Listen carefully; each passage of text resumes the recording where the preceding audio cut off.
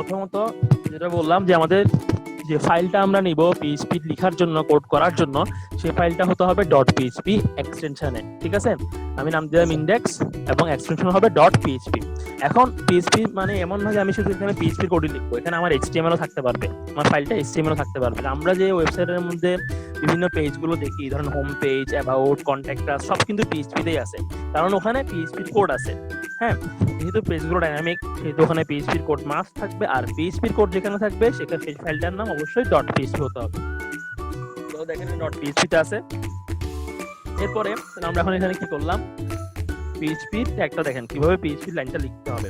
আমি এইচটিএমএল এর ভিতরে কিন্তু পিএইচপি লিখতেছি, মানে পিএইচপির যে লেখাটা আমি যেখানে শো করব, তাহলে এখানে দেখেন প্রথমে চিহ্নটা দিতে হবে, যেটা আমরা গ্রেটার দেন লেস দেন বলে থাকি।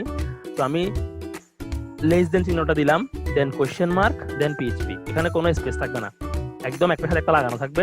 দেন আমি এন্টার দিয়ে নিচে এসে লিখলাম ইকো, প্রিন্ট করার জন্য ইকো লিখলাম। তাহলে মাই পাস পিএইচপি ডাবল কোটেশন দিয়ে লিখতে হবে, যেহেতু এটা স্ট্রিং, তো ডাবল কোটেশন দিয়ে লিখলাম।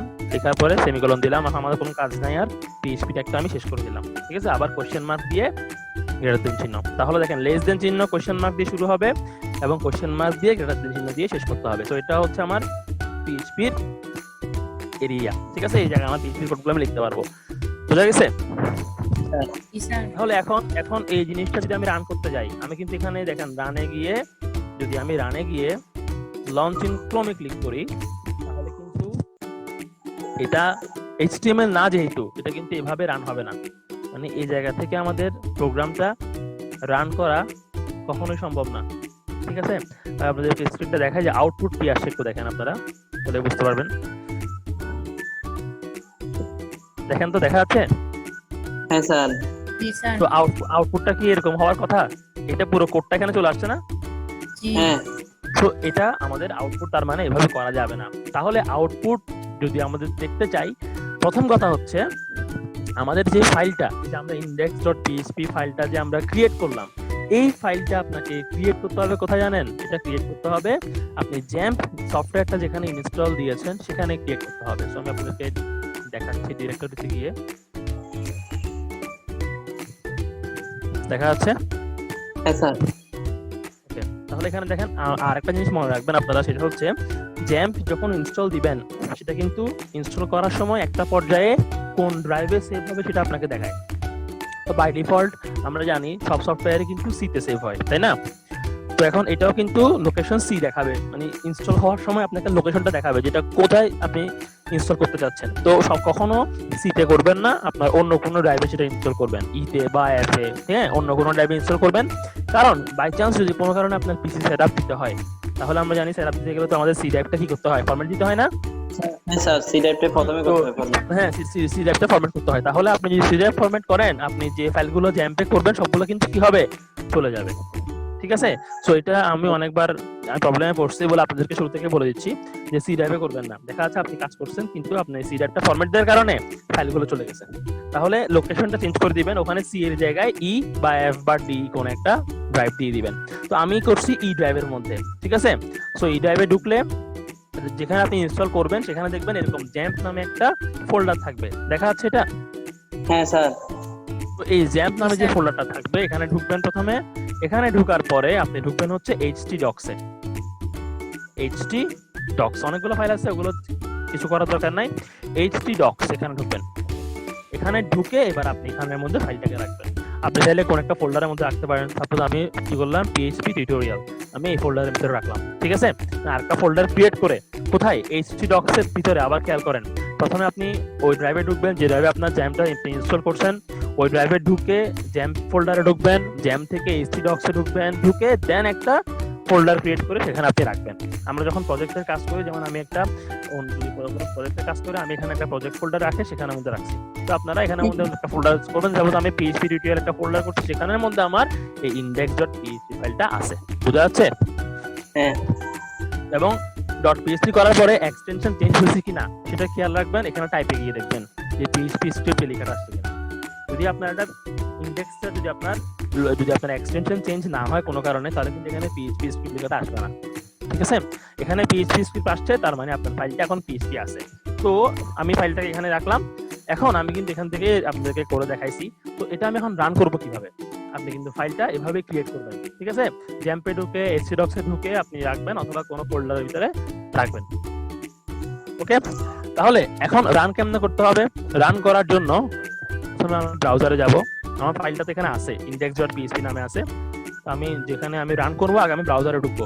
সাপোজ আমি এই ব্রাউজারে ঢুকলাম, ঠিক আছে? ব্রাউজারে আসলাম। এখন ব্রাউজারে এসে আপনি এখানে খেয়াল রাখবেন, আপনি ক্লিক করবেন হচ্ছে কোথায়? আমাদের যে অ্যাড্রেস বারটা থাকে, এই যে অ্যাড্রেস বারটা আছে না, হ্যাঁ স্যার, এই অ্যাড্রেস বারে প্রথমে ক্লিক করবেন এবং সেখানে অ্যাড্রেস বারে ক্লিক করবেন এবং এখানে লিখবেন হচ্ছে লোকাল হোস্ট, ঠিক আছে? কি লিখবেন? Local host. লেখাটা দেখা যাচ্ছে না? LOCALHOST।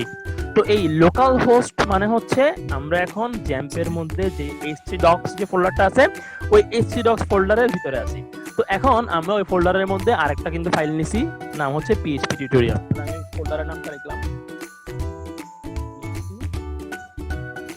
ঠিক আছে? এবং ফোল্ডারের যখন আপনি ফোল্ডার ক্রিয়েট করবেন একটা, ওই ফোল্ডারটা খেয়াল রাখবেন যে কোনো স্পেস যাতে না থাকে। আমি কিন্তু আন্ডারস্কোর দিয়ে ফোল্ডারটা ক্রিয়েট করছি। দেখেন আমার যেটা ফোল্ডার ছিল,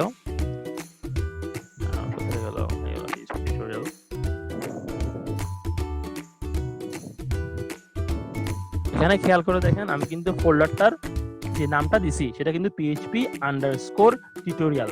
এখানে কোনো ব্ল্যাঙ্ক স্পেস দেওয়া যাবে না, আমি একটা আন্ডারস্কোর দিয়ে লিখছি, যেহেতু ওয়ার্ড দুইটা PHP টিউটোরিয়াল, তো আমি আন্ডারস্কোর দিয়ে লিখছি। কারণ যদি এখানে স্পেস থাকে আপনি ফাইলটা রান করতে গেলে রান হবে না, ঠিক আছে? তাহলে যদি আপনি কোনো ফোল্ডার নেন, htdocs এর ভিতরে যদি কোনো ফোল্ডার ক্রিয়েট করেন, তাহলে ওই ফোল্ডারটা অবশ্যই এভাবে লিখতে হবে আন্ডারস্কোর দিয়ে, ঠিক আছে? এবং সেই ফোল্ডারের ভিতরে গিয়ে আমি ফাইলটাকে রাখলাম। ফাইলের মধ্যেও কোনো স্পেস দেওয়া যাবে না। আপনি যদি একাধিক ওয়ার্ড নেন, আমি শুধু ইন্ডেক্স লিখছি, আপনি যদি একাধিক ওয়ার্ড রাখেন তাহলে কোনো স্পেস দেওয়া যাবে না, মাঝখানে আন্ডারস্কোর দিবেন, ঠিক আছে? তাহলে আমি এখন আবার ইয়াতে যাই, ব্রাউজারে যাই। তাহলে স্পেস দিলে আপনার ফাইলটা কাজ করবে না, ব্রাউজারে দেখা যাচ্ছে? হ্যাঁ স্যার। তাহলে আমি কি লিখলাম দেখেন, local host slash PHP tutorial, মানে ফোল্ডারের নাম, দেন স্ল্যাশ আমার ফাইলের নাম, ঠিক আছে? PHP ফাইলগুলো এভাবে অ্যাড্রেস বারে লিখে রান করতে হয়, সরাসরি ডাবল ক্লিক করে রান করা যায় না। তাহলে local host slash PHP tutorial slash index.php। এবার আমি এন্টার দিই, দেখেন তো কি আসছে, মাই ফার্স্ট PHP লেখাটা প্রিন্ট হয়েছে।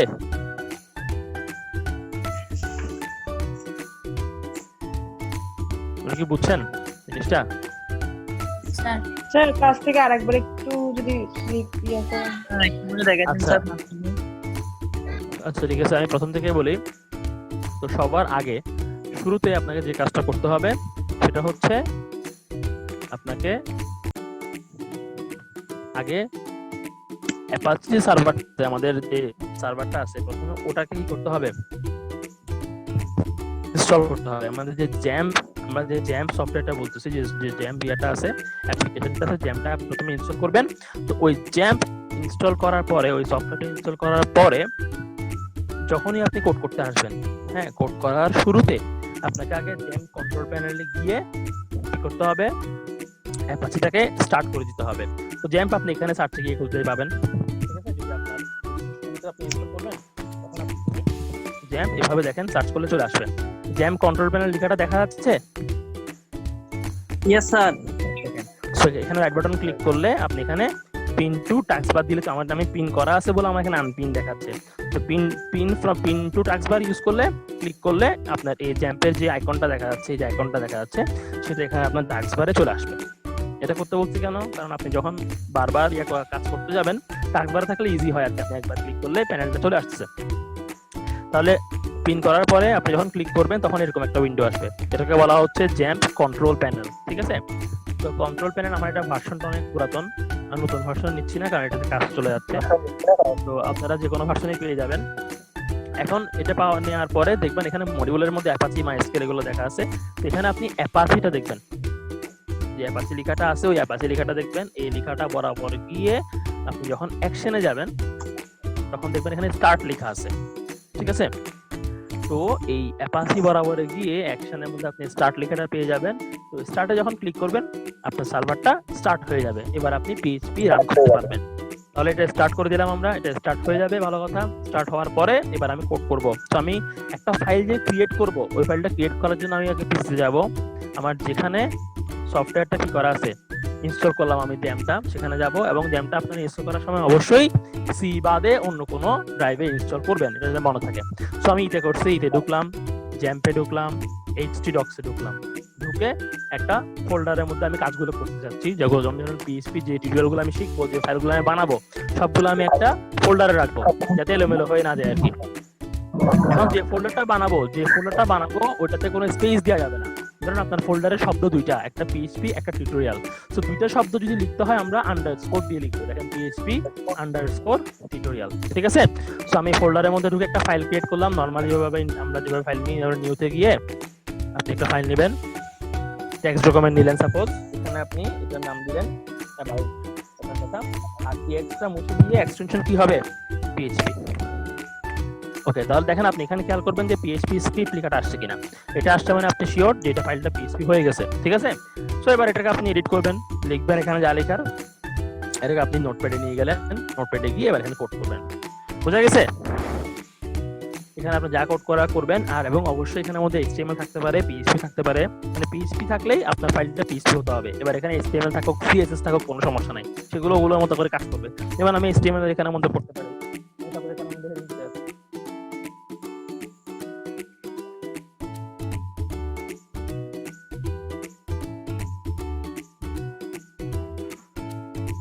ঠিক আছে। আমি এখন লিখলাম, তাহলে আমি ফাইলটা আবার রান করব।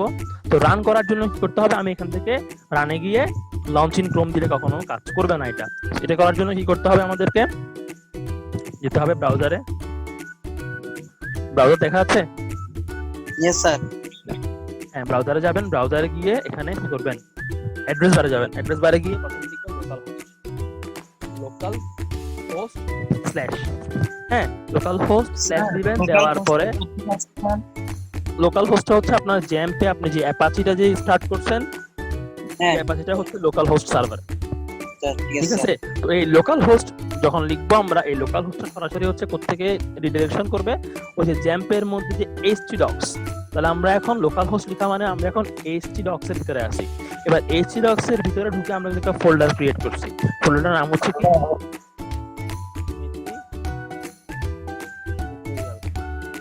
ঠিক আছে, ফোল্ডারের নাম হচ্ছে PHP টিউটোরিয়াল। এবার আবার স্ল্যাশ দিলাম, স্ল্যাশ দিয়ে আমার ফাইলের নাম হচ্ছে